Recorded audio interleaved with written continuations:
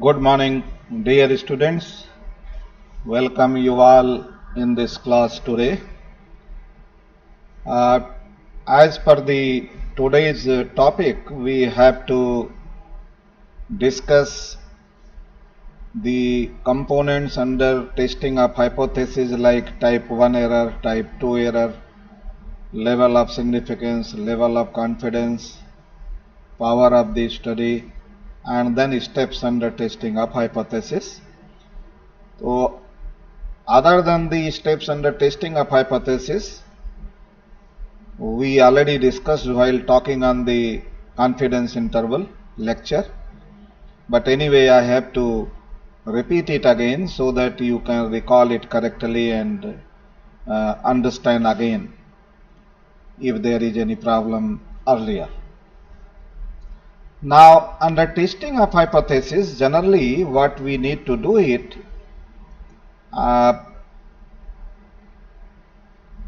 many a time we conduct the study and our objective involves comparison of means, comparison of proportions, assessment of measures of association and epidemiological models. And under these objectives, certainly based on the study on sample size, we try to test certain hypotheses in these terms so that we can draw the inferences to guide our policy planning. Means whatever level we have aimed at the planning stage. And here under the statistical inferences, what we need to ensure that the whatever findings we get, we intend to generalize in the study population as we discussed in the previous lecture. And problem here is under the statistical inference based on sample, we can never say with 100% certainty that yes, this is like this, these two groups are comparable, these two groups are not comparable, this proportion is comparable between two groups, these means is comparable between two groups. This kind of statement we do are under certain level of probability laws. And probability, as I told you earlier while making the statement on the prevalence and incidence, if you remember, I told that how can we speak in terms of probability law while we have estimated the burden prevalence of a certain disease. We can very well say that the probability that a person will be found suffering from disease so and so in this community is this much. When same proportion we can speak in terms of probability. And to draw the inferences, always we try to consider the certain level of confidence, and this level of confidence we have to fix at the planning stage of the any study, because that is how we proceed. Now, under testing of hypothesis, I will straightaway take you there. Before I go there, you have to remember that what is the difference between standard deviation and standard error. Standard deviation is average dispersion present in a single data, in a single sample data. But standard error is what? You have to remember, because use of standard error in testing of hypothesis is there. So always we have to remember, as I told you, that the standard error is nothing but the standard deviation of a sampling distribution. And what is sampling distribution? It depends on in which descriptive measure we are interested. If it is mean, then listing of means under repeated samples is known as sampling distribution. If we are interested in prevalence proportion, listing of prevalence for every repeated sample is known as sampling distribution of proportion of prevalence. This is how you can consider mean, median, mode, standard deviation, proportion, whatever. And as I told you in the previous lecture, standard error plays an important role in statistical inference. Means any testing of hypothesis we do, we always, it involves the consideration of statistic. Means we calculate, like chi-square test you are doing, you have to calculate the calculated value of chi-square distribution. Of course, you are not going to do manual, computer is there, but we have to know where to apply what.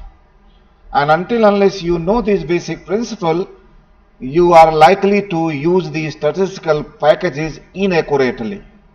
So that I keep telling that until unless you are very sure, you should not try to use these statistical packages. If you are sure, yes, you are most welcome if you can take care of the basic principles of biostatistics under each topic, specifically the topic where you are going to use it, you can do that. So now once you are clear about standard deviation and standard error, then let us go on your various components. Now, to consider the components under testing of hypothesis, like let us take the example. Here, our objective is what?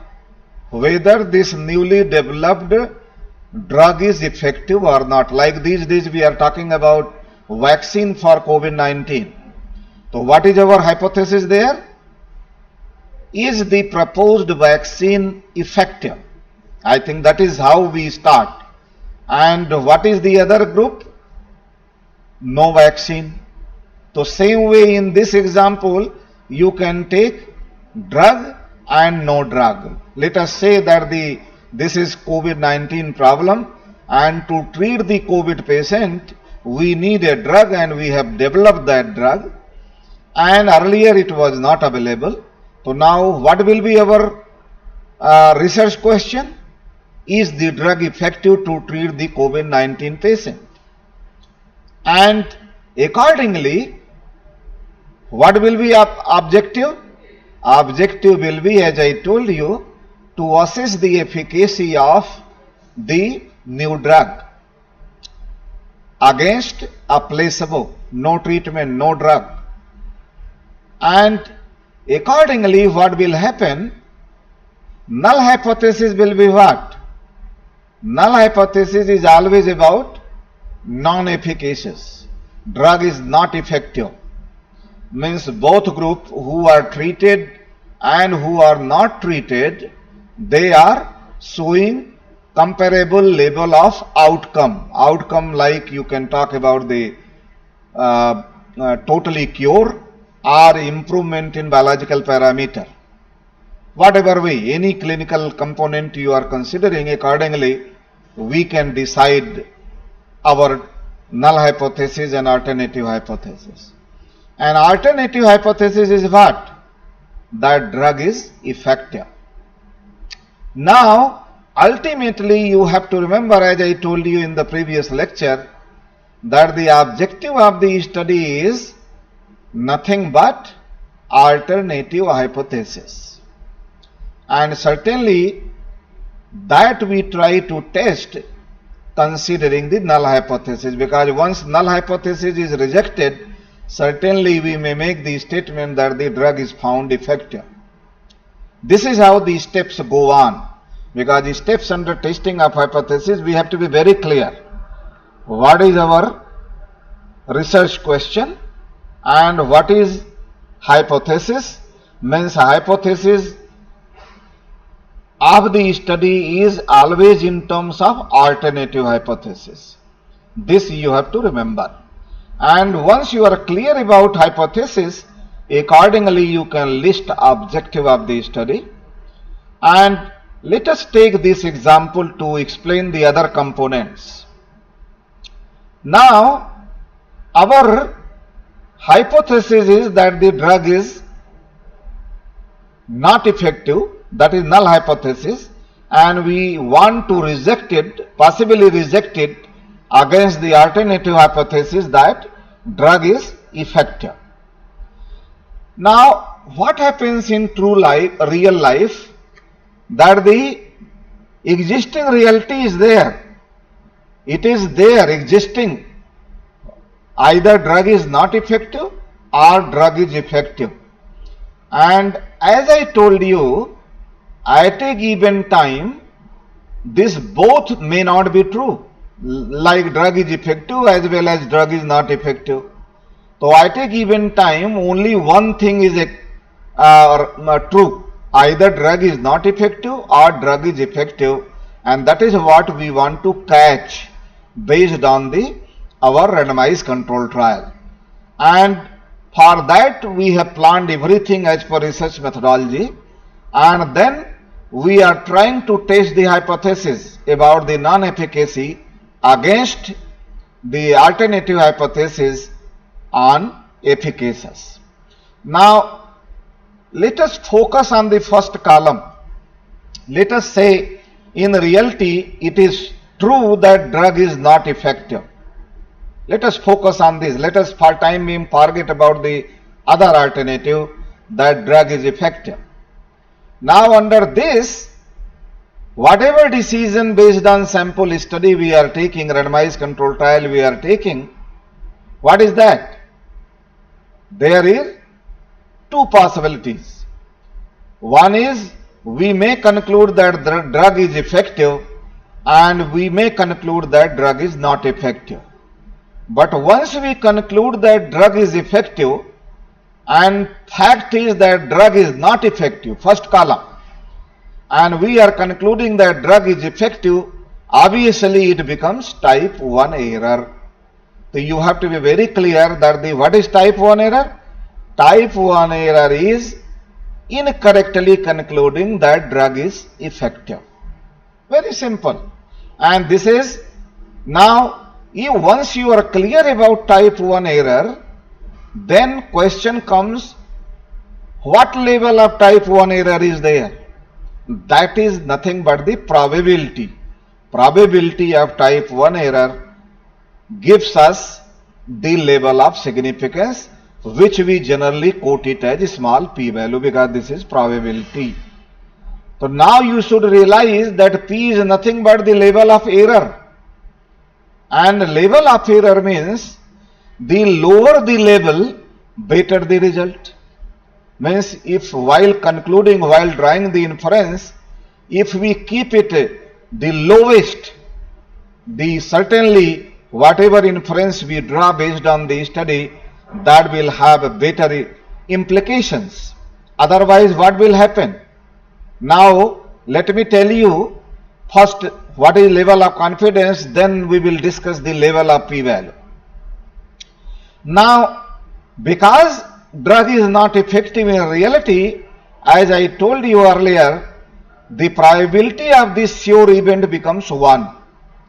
100% is there that the drug is not effective in reality, but we are making the conclusion that drug is effective, which is error, and this is how we have got the probability of this error, that the probability of incorrectly concluding that drug is effective.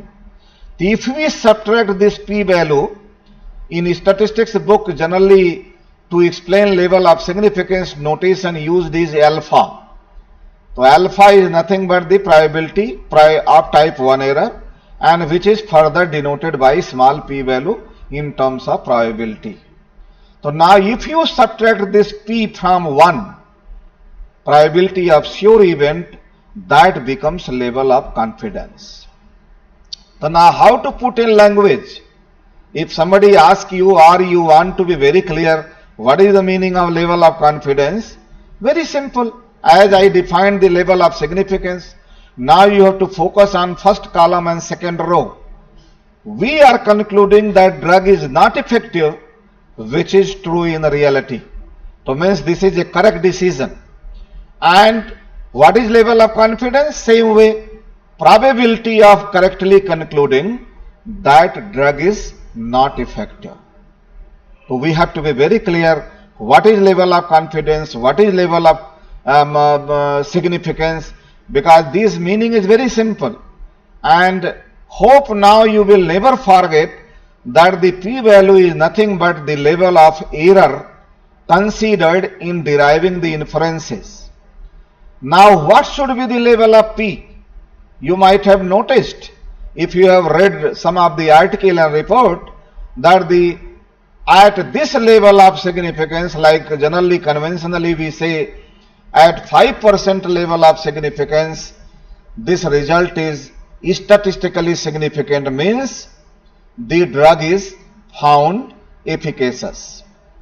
Now, while making this statement, as I told you, if you increase the error, means increase the p-value from 5% to 10%, even if a result is not significant at 5%, will turn up to be significant at 10% because we are allowing more error. So means message for you is, if you keep increasing level of significance, the not significant result might change as significant. And this is very pet MCQs for your PG entrance, because this is what the literal understanding if you have, there should not be a problem. It's a matter of moment, that the moment you have got these MCQs, if the level of significance has been increased, its impact on the result, then 4 alternatives have been given, and then you can very well mark on the alternative where it is written that the not significant result might change to significant result. So understanding of these components very important. So means if you increase the level of significance, certainly the level of confidence will decrease. So ultimately everything is linked. The lower the level of confidence, even a layman English language also we say, keep your confidence high. So same thing is in statistical inferences. Here we are talking in terms of probability, that the whatever inference we draw, there has to be the highest possible level of confidence. And how it is possible? If we put lowest level of significance. So now you have to understand that in drug development specifically, like you are involved in vaccine development or you are involved in the treatment of the COVID-19 patient drug, ideally it should be put lowest, and so that you are finding your drug, if it is found significantly effective, it should remain effective for a longer time. Otherwise what will happen? Somebody else does the trial and may stop your conclusion, may say, contradict your conclusion that no, it is wrongly concluded because level of confidence considered there is very high. So even this may serve as one of these cues. So as I keep telling, if you really want to be an excellent clinician, excellent clinical practice you want to adopt, you have to be best in understanding of the basic principles of statistics, based on which every drug is tested, every intervention is tested, every vaccine is tested, and then only it comes to the market. And remember, always you have to remember that the if level of significance is smaller, whatever study we have done and if we have reported that the drug is effective, it will remain effective for a longer time. Otherwise there is a problem, because your statement might get opposed. Means people will say, no, that study is full of the biases, the level of the significant considered there is very high, 10% or 5%. Ideally it should be 1% or even 1 per 1,000. Because remember, and that is what we keep telling, if you are making clinical diagnosis, at least I keep telling, and if you are wrong at a given time, what will happen? Only one patient is likely to suffer. But if statistical diagnosis is wrong, like you are conducting a randomized control trial, like these days COVID-19 vaccine trial is going on, if statistical diagnosis becomes wrong, a group of people will be likely to suffer. So means your study planning has to be perfect, and all optimal principles of statistics need to be considered, so that whatever findings we report, whatever evidence we create under our randomized control trial, that remains non-questionable for a longer time. So I hope I have tried my best to make the literal understanding, and you will take this message with you always, that the p-value should be as low as possible. Now I will come on your question, testing of hypothesis. And this is what we say. As I already told you, with 100% confidence, it is very difficult to make a statement based on the study on the sample. So always we are considering level of confidence, significance. So now what level of significance? I told you that in social research or the public health research, even conventional 5% may be okay. Like if error, 5% error means if P is less than 5% and there is a visible difference in the level of outcome between two groups, and even considering 5% level error, we can make a statement that the drug is efficacious. But remember, in drug development, generally we should keep 1% or 1 per 1,000. I will advise you sometime in your leisure time, you go on Google, and if you see the MRC trial, most of the drugs are tested there, and you will see that not a single drug trial has been completed before 10 to 12 years. And that is what matters, multi-centric trial. Your sample need to involve patients from every possible strata, means whatever different heterogeneous group, if they are there in your sample, and once you say that the drug was found effective, it will remain effective for a longer time. And that is the reason in our system, whatever drugs we have adopted which are tested outside, generally you will see by the time we accept here, the countries who tested that drug, they have rejected.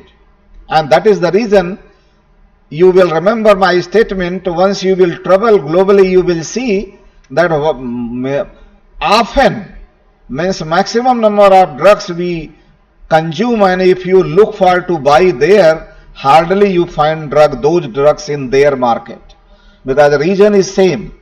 By the time we adopt that drug in our market, in our population, they have already rejected, because they have already observed side effect out of the phase 4 trial, and they have rejected and they have gone for the alternative drug. This is how the system should prevail in every country, and every trial involves, or you can say is full of the basic principles of statistics. And again and again I would say that this learning, whatever lectures, classes you are attending, you should be very regular until unless you have got some emergency, because ultimately it is going to strengthen your base, your understanding basics. And once you join at the PG level, as I told you, even these lectures will help you to gain even in the entrance exam for PG. 10 to 12 MCQs, if you get corrected, it can put you on the top. So, and what you need? Only regular class attendance and basic understanding. If there is any queries and question, you are always welcome, I keep telling. Because you should not hesitate to contact us, any one of us, any of our colleague, and we will be happy to explain you. But your interest has to be there. Until unless you have got involvement, I think nothing is going to happen. Now once you are clear about level of significance and level of confidence, let us forget for the time being first column. Let us go on the second column, and let us say that the drug is effective in reality. Now if drug is effective in reality, and based on our study we say that drug is not effective, like if you test the vaccines, ongoing vaccine trial, and you say that the vaccine is not effective and fact is vaccine is effective, means that is second type of error, that is known as type 2 error. So how will we define type 2 error? Like I told you about type 1 error. In the physical classes I could ask you, but now I have to tell you that type 2 error is nothing but this is probability of incorrectly concluding that drug is not effective, vaccine is not effective, whatever. thing you are testing under the randomized control trial. And probability of type 2 error is denoted by beta. Any statistics or biostatistics book you refer, you will come across. But generally in day-to-day life, we never quote beta. What we generally use? We use 1 minus beta. And what is that? 1 minus probability of type 2 error. And that is nothing but power of the study. And this becomes a correct decision. So what is power of the study? How will we define? First row and second column. Very simple. If you conceptualize the 2 by 2 table, you can explain any concept, everything what I am discussing. So now how will we define? This is a correct decision, means power of the study is probability of correctly concluding that drug is effective. Probability of correctly concluding that the vaccine is effective. And this is how the life goes on. So, and that is the reason once we plan the randomized control trial, once you are going to be in this field, medical research, you will realize that even to the planning study, you need to consider level of confidence and power of the study at the planning stage. And often you leave it on biostatistician or statistician. Rather here, your involvement need to be there. Because clinical implication you will realize better. I am telling you because I am working with you all for last almost 30 years. So always remember that the better understanding, better implication. So once you are aware about that the p-value is nothing but the error, you will never now, I hope you will never say that the p should be increased while calculating sample size. Keep it optimal, feasible, and optimal because it should be balanced both ways. And you can never make it zero. Whatever efforts you do it in the conducting the study, certainly there will be some level of error, 0.000 something. And accordingly, you will calculate the level of. So now power, you have understood now both. And believe me, many of the time, even statisticians, biostatisticians get confused, those who are not trained in the applied research, that both seem to be same. But fact is both are totally different. And what are they? Level of confidence is the probability of correctly concluding that drug is not effective, whereas power of the study is the probability of correctly concluding that drug is effective. So now any randomized trial we are doing, like vaccine trial, COVID vaccine trial you are doing, if you are involving both in your sample size calculation and planning of the study, our study will have both strength. If vaccine is not effective, our study will be able to reveal that. If vaccine is effective, our study will be able to reveal that. This is what the literal meaning. So means both we have to be very clear that the why do we consider at the planning stage level of confidence and power of the study. So our study should have both strength. If it is a vaccine is not effective, our study should be able to do that, say that. If vaccine is effective, our study should be able to say that. So these are the various components under testing of hypothesis. Now, interval estimate we already discussed in the previous lecture, and there those things remain same. And as I told you that the looking at the interval estimate, now you have in one way revised all those concepts, because while discussing interval estimate I explained all these components what I am repeating, because today's lecture is on those components only. So now this is in one way revision for you. So now what I told you in that lecture, that the narrower the confidence interval, more precise estimate. And looking at the interval estimate, you can always make the statement about significance. Like if our level of significance is 5%, accordingly if null value is part of the interval estimate, means our result is not significant. If null value is outside the interval estimate, our result is significant. Significant means vaccine is effective. So, for interpretation, once you are doing all this testing, statistical testing, you have to always remember that until unless you are clear in every aspect, what is our research question, what is our hypothesis of the study, accordingly what is objective of the study, and then how to make a statement on null hypothesis, how to make a statement on alternative hypothesis. Even if you have got the computer output on the analysis, you cannot interpret your result correctly. And that is what I always encourage, that there is no harm that you be in touch with us and make sure that everything you write, it is accurate in your dissertation and report, whatever you are doing or you are continuing. So I think there is no harm if you are not clear to continue with those aspects.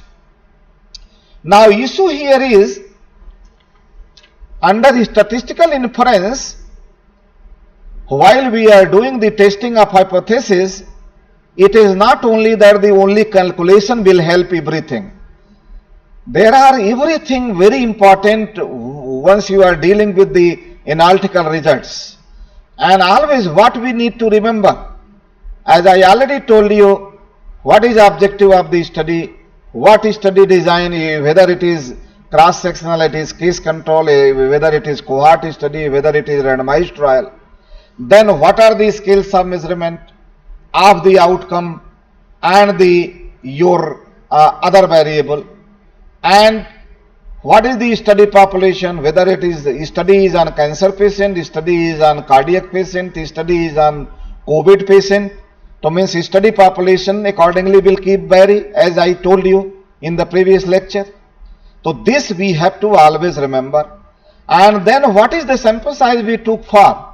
Like as a PG student, hardly you take the calculated sample size, because your time limit is there. You have to complete your dissertation.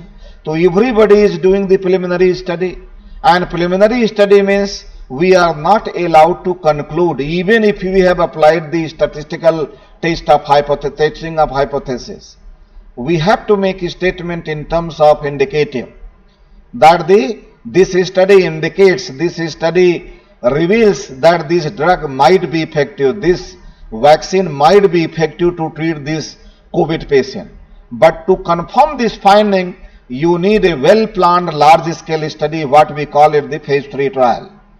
So these components in deriving the inferences are very important, because it is not that blindly you go on and make the statement.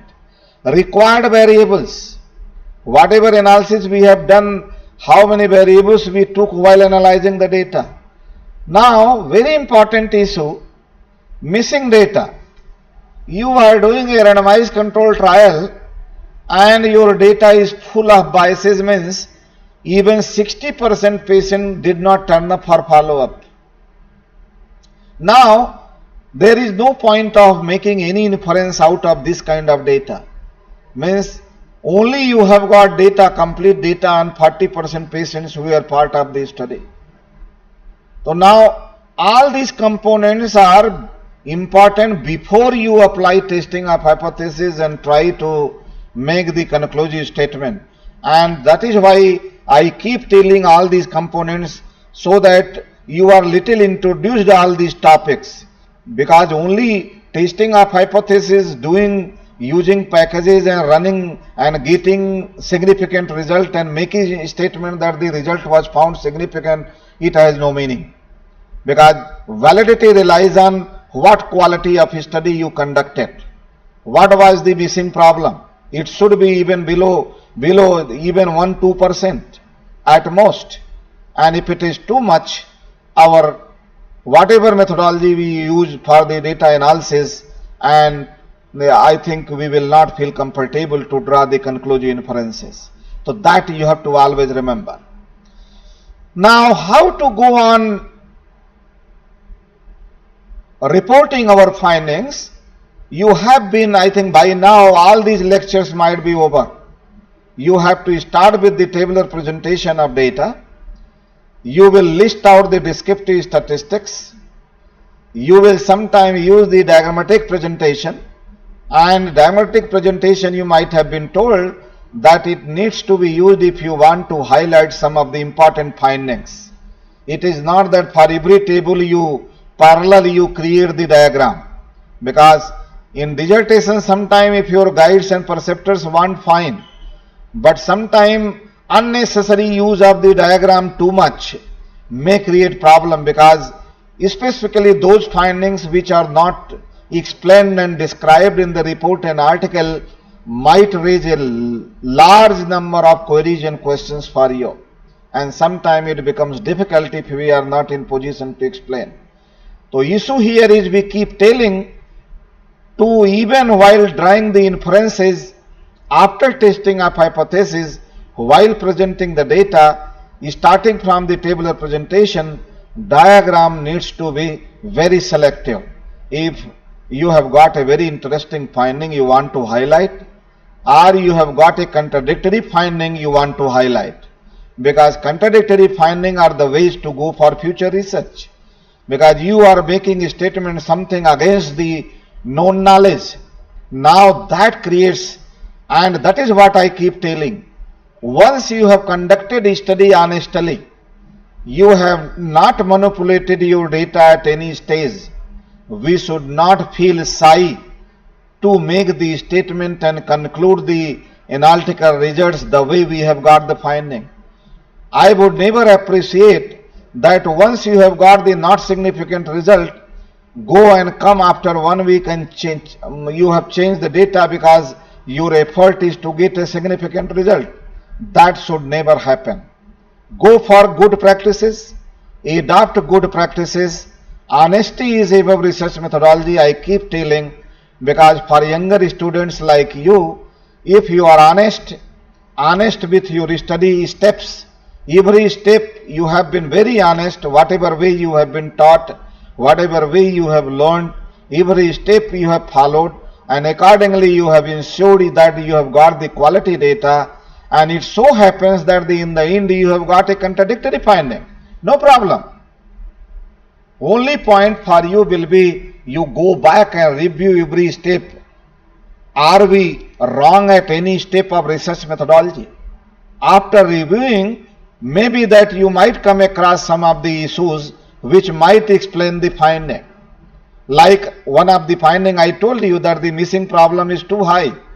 That might have contributed the systematic bias in the data, and systematic bias might have changed the established results in the literature. So issue here is always it is all linked. If data becomes full of biases, certainly findings might be questionable. And then we start with the univariable analysis and multivariable analysis, and then only after you have adjusted in relation to all covariates, like you are testing the drug, you are testing the vaccine, and in one arm the patients are comparatively younger and another arm patients are comparatively elder. Whatever methodology you use, interpretation of the findings becomes very, very difficult. And that is where the whole statistical principles, randomization, if you remember, I mentioned that you have to be very clear, and I think those lectures you have to attend and you have to update that the why, how to ensure that our data is not full of the error, and that issues you have to always remember. Now, about statistical analysis, whatever level of significance we considered at the planning stage of the study ideally need to be retained. Earlier days, specifically even when I joined this institute about 30 years back, the usual practice in general, not only at AIIMS, was that hardly people used to specify level of significance in the protocol. And at the analysis time, people used to decide, because if I want a significant result, I may increase the p-value. As I told you, if you increase the p-value, getting the significant chance of getting the significant result goes high. So now you had choice, and that is the reason over a period of time the committee is working on the research methodologies suggested that the level of significance need to be specified in the protocol itself, because then you don't have other choice. At the time of analysis, you have to rely on the promised level of significance. And if at promised level of significance, if your results are found not significant, like vaccine has turned up to be non-effective, no problem. You have to say that the whatever study we have done, whatever sample size we have done, this study shows that this vaccine under question is not effective. This drug under question is not effective. Now you have to understand that instead of using a statistical package blindly, one needs to know about technical details of use module, like even regression model you are developing. You will come across all these topics once you are joining PG level, because this is lecture on the statistical testing of hypothesis. The final testing of hypothesis is once you have used the model building. Means crude level of significance, if you are taking one variable at a given time, fine. But final result is after you have adjusted the findings in relation to all other variables. Now to adjust in relation to those under a particular statistical package on a topic, there are something which are inbuilt. Means they are already there while you are running that program, that the default values are there, like when a variable should enter in the model, when a variable should not enter in the model, likewise. And what level is considered? There also level of significance. So role of level of significance in drawing the inference is the important topic we have to always remember, but its implication you have to understand very clear. And while you are using different statistical packages, maybe that the different package provides us different result, then you should not be surprised. You will be taught at the PG level that maybe that the one package has used one method of estimation, another package has used the another method of estimation. One package has used the default label different, like level of significance 5% and 10% for inclusion and exclusion from the model. And another package has used 10% and 15%, means 10% level of significance for inclusion and 15% level of significance for exclusion. So likewise, you have to be very, very vigilant why we are getting different result on the same data once we are using the different statistical packages. So statistical packages always rely on what we instruct, what we decide. And always I keep telling that while using statistical packages, with the help of the help command, first you review what are these default values alpha for inclusion and exclusion in the model, so that you are doing the model building more objectively. Don't do in a like the ceremonial. I have got data, I have got package, I will run it and I will report it. So there are certain principles to develop the model, epidemiological model, and those issues you have to follow. Then only level of significance matters. That after adjustment in relation to various covariates, this is the level of significance at which this drug has been found effective, this vaccine has been found effective. And always remember, sometime for doing analysis of a given data set, we need to use more than one statistical package. It is not that always one package will serve the purpose. No. Maybe that you have to use more than one statistical packages, and accordingly you have to be well acquainted with those packages, because don't use blind this thing. So now a note of caution is for what? Methods of data analysis generally rely on study design and type of data, means distribution of data I keep telling. Once you have played descriptive statistics, once you have played with your tabular presentation and agamatic presentation of data, you are aware about what distribution, what data you have got in your hand. So better understanding of data will give you the more accurate analysis later on, because one by one you have to be. No computer statistical program can guide even in selection of appropriate analytical method. Means forget about level of significance. Anything computer will do what we suggest. So we are at a wrong path if inaccurate findings, inaccurate analysis is being carried out. And how you can ensure accuracy? Better understanding of the data. Like if you are taking help of the biostatistician, it is your moral duty that the first you explain, make him or her to understand clearly that with which objective you planned this study and how did you collect the data and what distribution you have got it and what implication it is going to have on the level of significance. Mere use of mechanical approach in data analysis may sometimes result into disastrous result.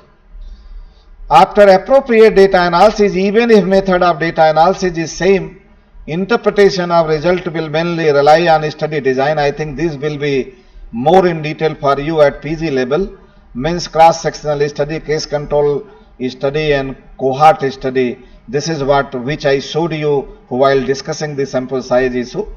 And publication of inaccurate inferences because of ignorance on the part of reviewers does not certify its accuracy. Always remember that the only p-value is not going to help you. That you have reported in your report and article means this is the end of no. Every component of your writing will go in a long way. While interpreting the result, be sure whether the study is conclusive or pilot.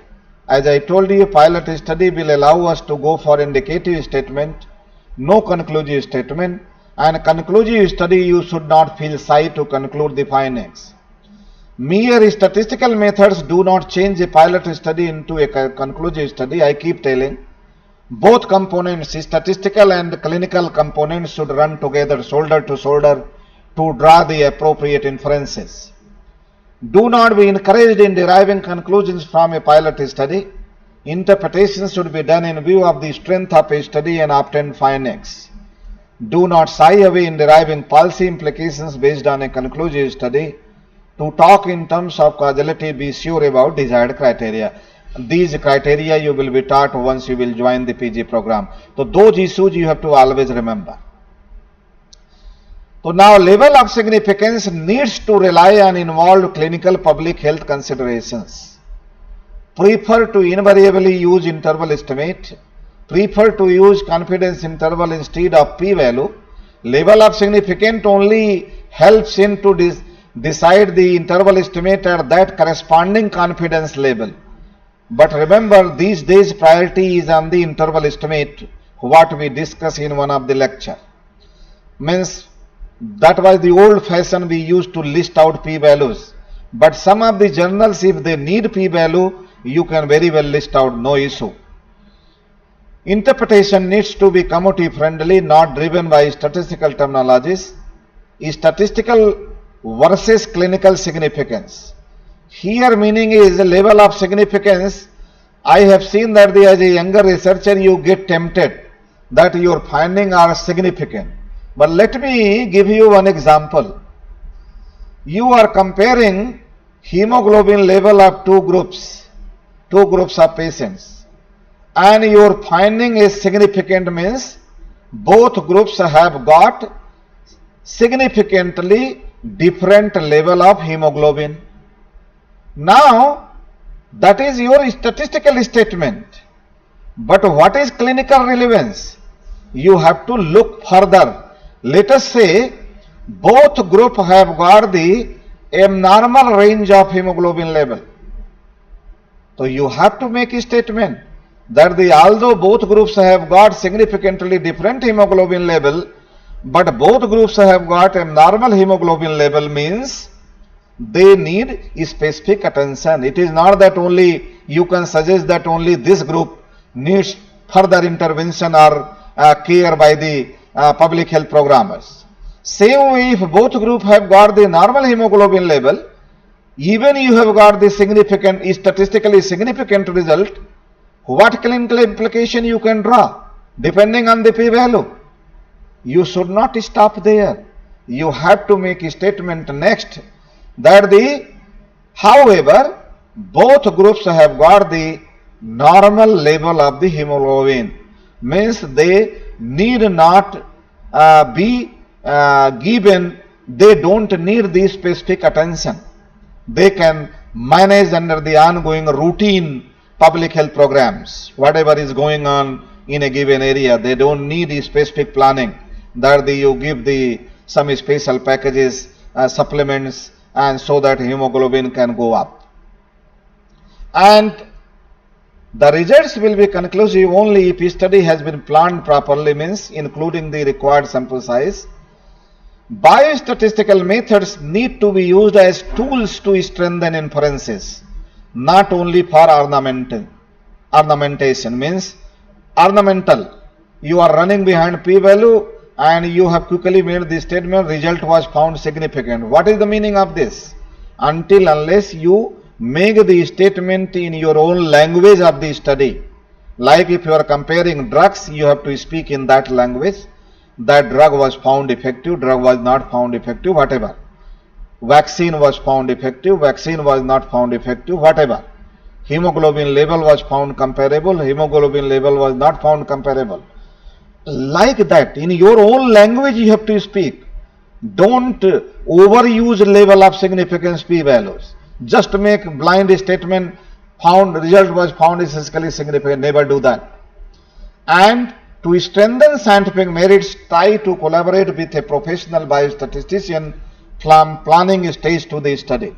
Biostatisticians will certainly ensure, if they are part of the team, certainly off and on they will keep discussing with you, and they will ensure that whatever basic principles are being used under the study, they are accurate, and whatever conclusion we draw, that remains valid. Now, those who are attending these lectures virtually, I will advise them to read this slide, because this slide has twofold message. So first you read this. 3 women are in a hot balloon. Soon they find themselves lost in a canyon somewhere. One of the 3 women says, I have got an idea. We can call for help in this canyon and echo will carry our voices far. So she leans out over the basket and yells out, hello, where are we? They hear the echo several times. 15 minutes pass, then they hear this echoing voice, hello, you are lost. Then one of the women says, that must have been a statistician. Puzzled, one of the other women asks, why do you say that? And in reply, 3 regions were mentioned. It took a long time before the answer was received. The answer was completely accurate, and third was the answer was totally irrelevant. This is what I was telling you. So means all of you might have smiled after reading this slide. That was the first purpose. But second purpose was that in isolation, statistical interpretation doesn't help in clinical practice. You have to, after getting the statistical significance, whether it is significant or not significant, you have to consider the findings in terms of the clinical significance and non-significance. And after making the statement considering the considered level of significance, in view of the clinical significance and not significance, we need to make another statement. As I already quoted the example considering the comparison of hemoglobin level between 2 groups. So I think this is all I have to tell you. Thank you very much. Again I will tell you, anytime you are reading, going through anything, any question is there, you are most welcome. Never hesitate. We are here to work with you. You can come and contact one of us. So thank you very much.